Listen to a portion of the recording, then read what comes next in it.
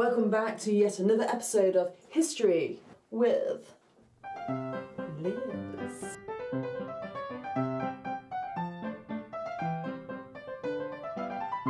Over the past few episodes we have been concentrating on sayings that we still use today that come from nautical origins, which basically means from ships. Today we're looking at medieval phrases that we still use today. These are the sayings that were used back in the era of Richard Lionheart, King John, Robin Hood and all that exciting stuff. So let's get to it, shall we? Now, the medieval ages really spans from the 400s to the 1400s, so quite a long time. The medieval age is also known as the Middle Ages or the Dark Ages, and this really comes from when the Romans invaded England and Europe being in disarray from us getting all sorted with Roman monarchy. It's basically meaning nobody knows what's going on. Medieval, middle, dark. I wonder why it's my favourite era.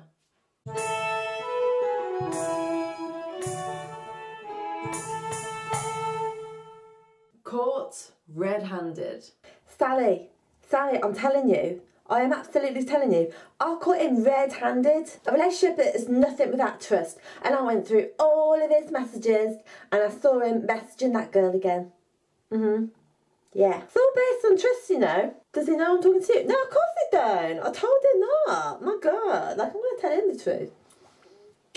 Today we use the saying being caught red-handed when you're caught in the act of doing something. So for example, I go downstairs to have a biscuit and my dad catches me, he'll be like, I caught you red-handed. I just want a biscuit.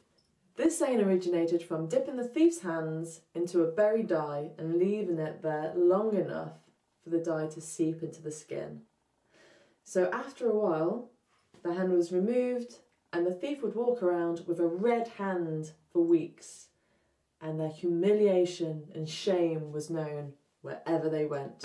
So if they ever tried it again, they would be caught red-handed. Very good.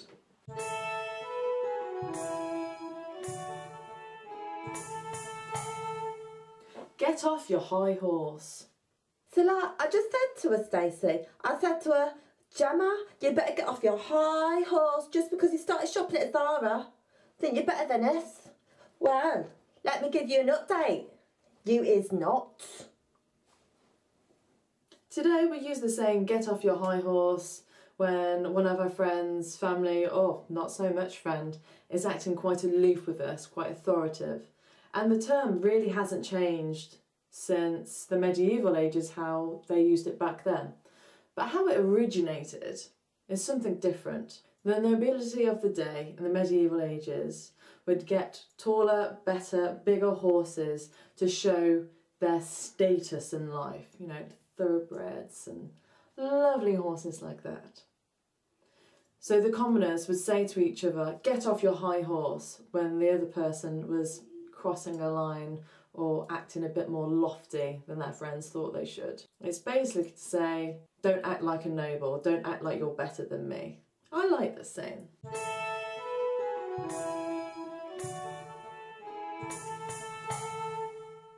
Don't kill the messenger. Okay, so don't go mad, but I've heard a lot of goss. Okay, promise you won't get mad? Oh my God, like totes, you know me, I'm easy peasy, lemon squeezy, go on. Promise? What about? So, I hear that Johnny has a new girlfriend. Can you believe that? Excuse me, are you fucking kidding me? Are you fucking kidding me? This is absolute bullshit. This is absolute bullshit. You said you wouldn't get mad. Yes, look, don't kill the messenger. You said you wouldn't get mad. I'm just letting you know. You know I don't care. Or anything. I'm just trying to be a good friend. When you're delivering bad news to someone and it's not coming directly from you, and the person who's receiving the news would take out their anger on you, you can always say, don't kill the messenger. I'm not the one it's coming from. I'm just letting you know the news. Don't kill the messenger sounds quite dark, and its origin is pretty dark too.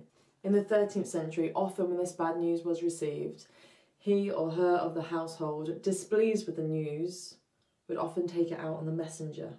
This would include imprisonment or death, or a bit of both, however long you want to take. It wasn't very nice. Finally, laws were put in place to protect messengers from this. Not very nice job.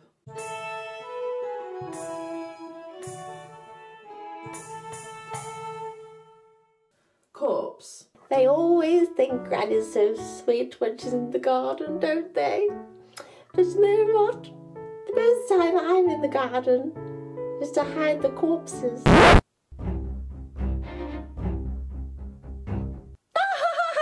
joking, obviously. Today the word corpse is used to describe a dead body. The word corpse derives from the word corpusculum. In the 1400s, during the Black Death, the bodies were placed inside an area called a corpusculum, where they would there be burnt to get rid of infection. I feel like this is just a bit too close to home today. Ugh.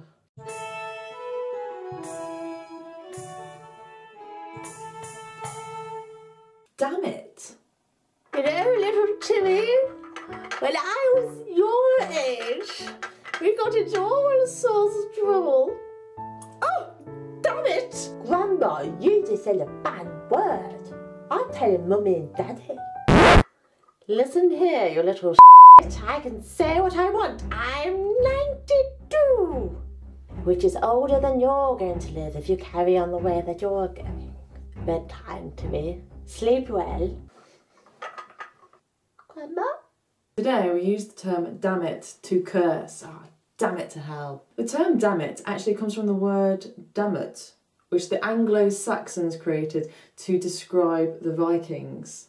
DAMMIT was used because it was a combination of Danes, Danish, Dammon. It was just a term that they used for everyone. So when a Viking ship was spotted come to shore or up the rivers, the Anglo-Saxons would shout, "Damn it!"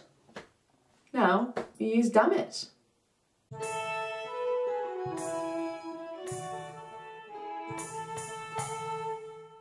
Give someone the cold shoulder.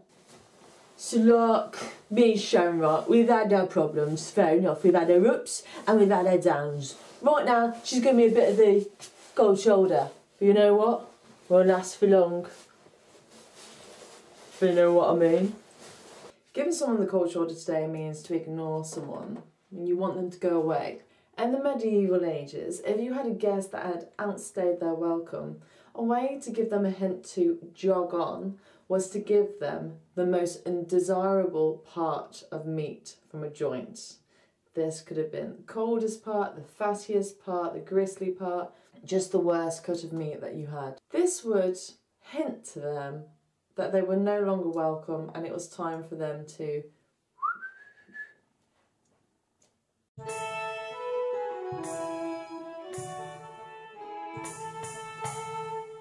XEROX. Jenkins, have you fixed that XEROX machine yet? Yes, sir. Oh, yes, we'll get straight onto it. It's just like, you asked for another 250 stalls, right? And I'm doing my best. And like, you asked me to like fix your car, and then you also asked me to take your mum to church, and it's not even like Sunday, but I still took her, you see. I'm doing my best, honest, sir. I'll get right to it, I promise. Well, gun, man, we don't have all day. We'll be rather lazy, Jenkins. Lazy, sir? I've noticed this.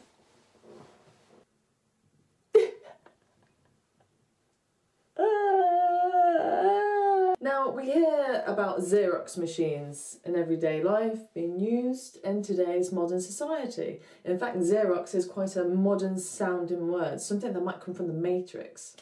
But XEROX is actually the name of an Anglo-Saxon scribe. XEROX was responsible for transcribing Norman and Saxon history into French, English, German and Latin. Because of his extensive translation works of copying and translating, his name is now used for XEROX machines. Pretty good.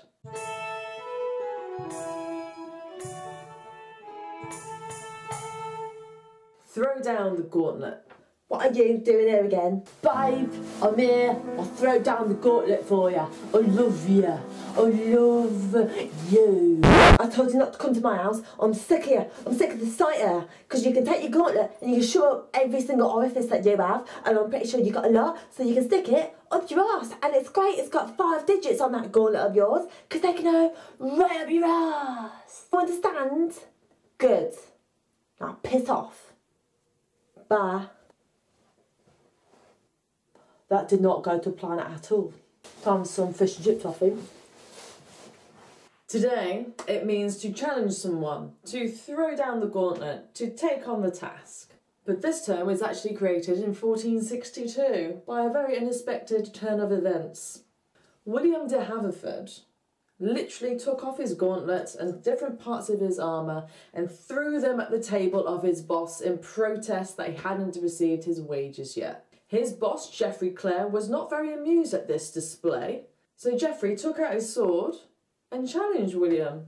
Now, in the end, it didn't go very well for Geoffrey Clare because, well, he died. But because of William de Haverford's gesture of physically throwing down his gauntlet, it became a ritual for people to use this sentence when they were challenging someone.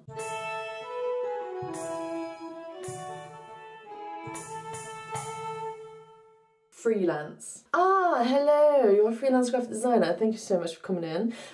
What we'd like you to do, we'd like you to create a logo to go with our branding. We'd like you to design our website, and we have a list of all the things we'd like you to do.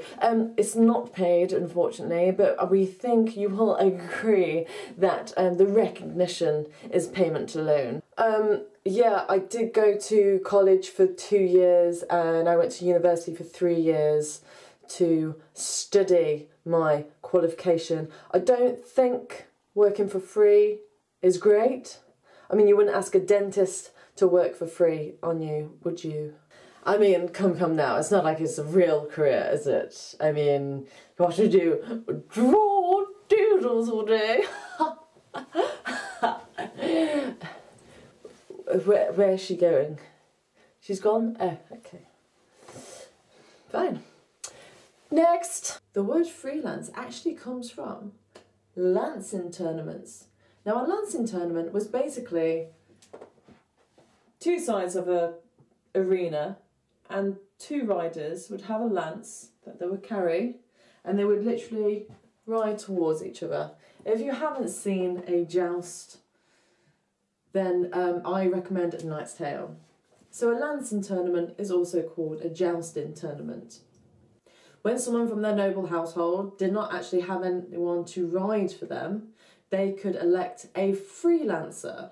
This was someone who was not connected to a household and would just show up ready to ride for someone, for the glory, for the money.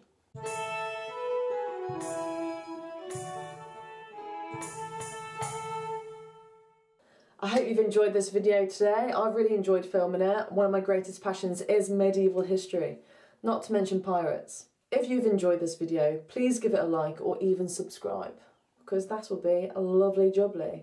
Thanks a lot, guys. Stay safe.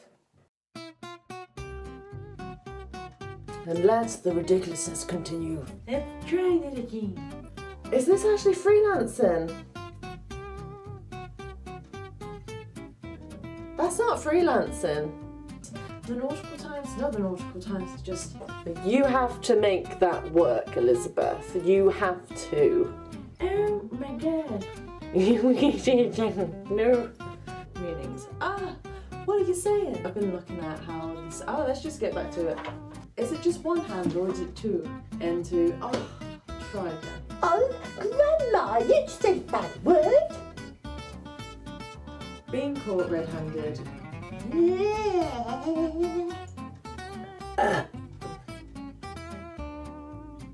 Don't shoot the messenger.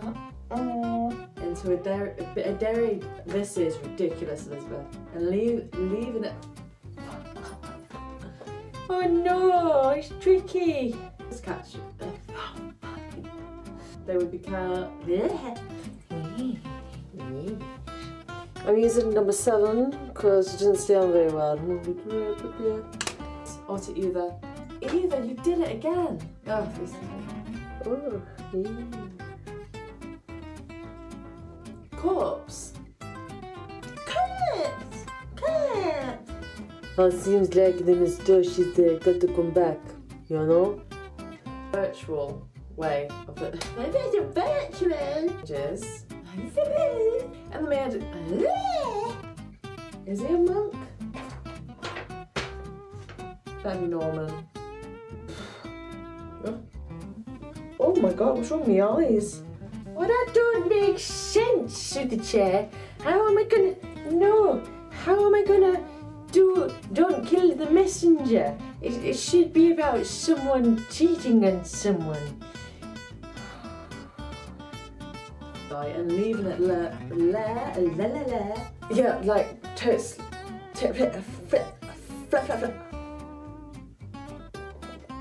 13th century. In the medieval century, the 13th century. Why don't you just say?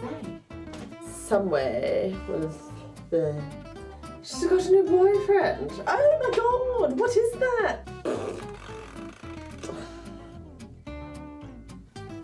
Tipping the thick. Oh, fuck's sake. Which is older than your... I mean, I think that's a good take. I'm trying to like. What is the word coming to? I don't know. Into a dairy dye. Oh. Oh, the moustache is coming back. Go on, Elizabeth, you can do it. Can I? Yes, of capturing the.